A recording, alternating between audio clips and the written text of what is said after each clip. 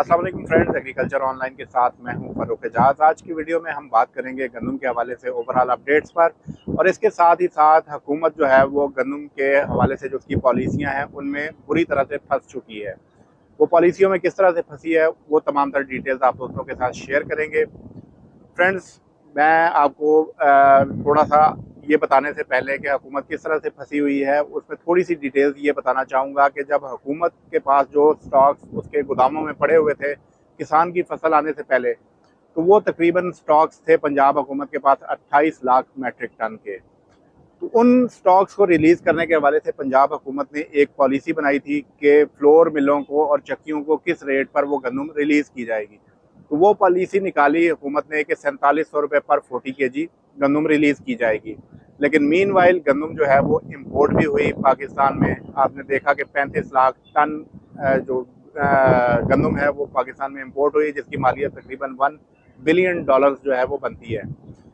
उसके बाद हुआ ये कि जो बाहर से गंदम आई थी वो सस्ती थी, 2600 और 2700 रुपये पर 40 kg जो है वो पाकिस्तान पहुंची थी। तो ऐसे में जो फ्लोर मिले हैं उन्होंने हुकूमत के गोदामों से गंदम नहीं ली, जिसकी वजह से वो स्टॉक्स वहीं के वहीं पड़े रह गए, जिसकी वजह से पंजाब हुकूमत भी फंस गई। क्योंकि अगर तो वो स्टॉक्स जो हैं वो रिलीज़ करने में कामयाब हो जाती पंजाब गवर्नमेंट, तो इस वक्त जो है वो पंजाब गवर्नमेंट किसानों से गंदम खरीदने की पोजीशन में भी होती। तो यही वजह है कि हुकूमत ताख़ीर करती आई और अभी तक जो महकमा खुराक पंजाब है उसकी जानिब से एक दाना भी किसानों से गंदम का नहीं ख़रीदा गया, और सिर्फ पास्को की जानिब से 14 लाख मेट्रिक टन जो गंदम है वो ख़रीदी गई है।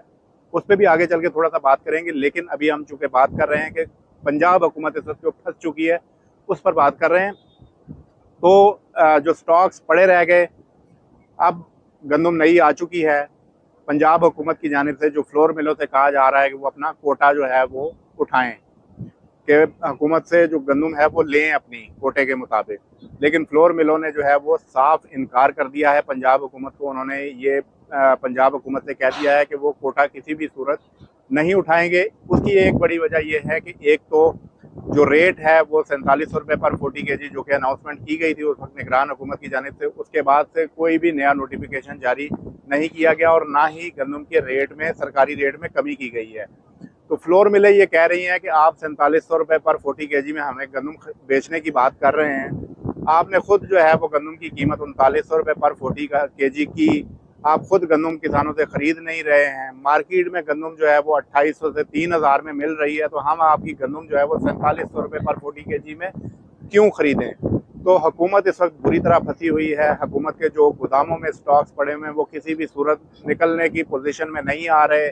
फ्लोर मिलों की जानिब से पंजाब हुकूमत से ये भी कहा जा रहा है कि आपकी गंदम की क्वालिटी भी डाउन है, जो फ्रेश गंदम आई है उसकी क्वालिटी अच्छी है। तो इन तमाम वजूहत की बुनियाद पर क्या वजह है कि हम आपकी गंदम 4700 रुपये में उठाएं, और क्यों ना हम मार्केट से 2800 3000 में लेकर अपनी क्रशिंग भी करें और जो मुनाफा भी कमाएं और जो मार्केट में सस्ता आटा भी दें। अगर 4700 रुपये में हम आपकी गंदम उठाएंगे तो उसके बाद किस रेट पर हम जो है वो उसको सेल आउट करेंगे। तो इस वक्त ये बहरान बना हुआ है। इसके साथ ही साथ फ्लोर मिलों ने पंजाब हुकूमत से ये भी डिमांड कर दी है कि जो रमज़ानुल मुबारक में सस्ता आटा स्कीम शुरू की गई थी पंजाब हुकूमत की जानिब से, फ्लोर मिलों ने हुकूमत से ये कहा है कि 85 करोड़ रुपए उसके वाजबात आपकी जानिब हैं, वो वाजबात भी जो हैं वो क्लियर किए जाएँ। तो इसके साथ ही साथ मैं आपको ये बताता चलूँ कि हुकूमत पंजाब जो है वो बैंकों से चूँकि कर्जा लेकर और लीज पर पैसे लेकर जो है वो गंदम खरीद कर रखती है, तो इस वक्त जो करोड़ों रुपए के वाजबात जो हैं वो बैंकों के भी बने हुए हैं हुकूमत पंजाब की जानिब, क्योंकि बिलियंस ऑफ रुपीज़ जो हैं वो इंटरेस्ट की मद में जो है वो हुकूमत पंजाब ने बैंकों को भी अदा करने होते हैं। तो बुरी तरह से हुकूमत इस वक्त फंसी हुई है। जो नमी का बहाना बनाया जा रहा था पहले हुकूमत पंजाब की जानिब से कि बारिशें हो रही हैं, गंदम में नमी है, हम अभी फौरी ख़रीद नहीं सकते, तो वो बहाने भी अब दम तोड़ चुके हैं। अब तो काफ़ी ज़्यादा मुल्क में मौसम गर्म हो चुका है, हीट वेव चल रही है, और उसके बावजूद जो है वो अभी तक गंदम ख़रीदारी शुरू नहीं की गई।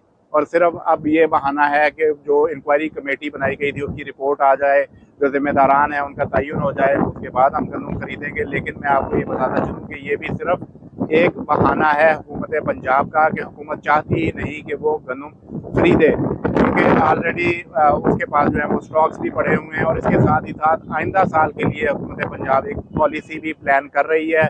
उस पॉलिसी के तहत ये तजावीज़ सामने आई हैं कि हुकूमत जो है वो बराह रास्त किसानों से गंदम खरीदारी को तर्क कर दे और प्राइवेट सेक्टर को इस हवाले से इन्वॉल्व किया जाए और प्राइवेट सेक्टर ही जो स्टॉक्स है वो ख़रीदा करे मुस्तकबिल में। आइंदा साल के हवाले से मैं आपको ये बता रहा हूँ कि आइंदा साल प्राइवेट सेक्टर ही किसानों के जो स्टॉक्स हैं वो ख़रीदे, उन्हें मेंटेन करे, उनको स्टॉक करे और उनको जो है वो मार्केट में भी दे। और हुकूमत का जो रोल है वो सिर्फ नज़रसानी और ओवरलुक के हवाले से होना चाहिए। लेकिन अभी तक ये पॉलिसी जो है वो कागज़ों में ही है और आइंदा चंद हफ्तों में जो है वो ये पॉलिसी जो पंजाब की काबीना है उसके सामने पेश किए जाने का इम्कान है।